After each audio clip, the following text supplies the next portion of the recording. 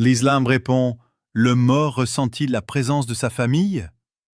Oui, il se peut que le mort ressente la présence de ses proches, prenne plaisir à leur visite et reconnaisse ceux qui viennent le voir.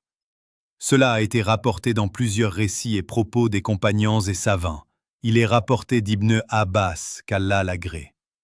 Aucune personne ne passe près de la tombe de son frère croyant qu'elle connaissait dans la vie d'ici-bas, et ne le salue sans qu'Allah ne lui rende son âme pour qu'il réponde au salut. Rapporté par Ibn Abd al-Bar et authentifié par certains savants.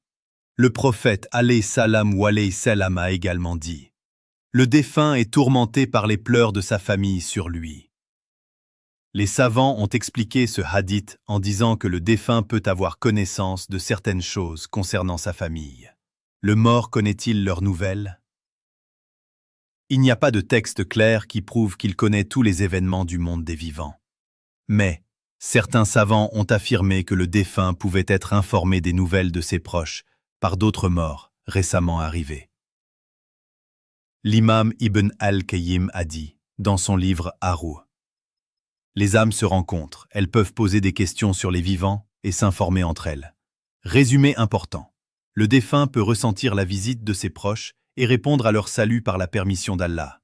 Il peut être informé ou recevoir des bonnes nouvelles concernant sa famille. Cela fait partie du monde de l'invisible, Al-Ghaib. Seul Allah en détient la science. On croit à ce qui est authentiquement rapporté et on s'abstient sur ce qui ne l'est pas. Comment les vivants peuvent-ils profiter aux défunts? Les invocations.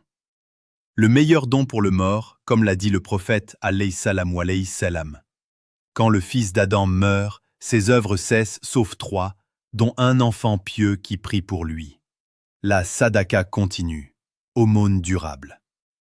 La lecture du Coran est le don de sa récompense, bien que certains savants divergent sur ce point.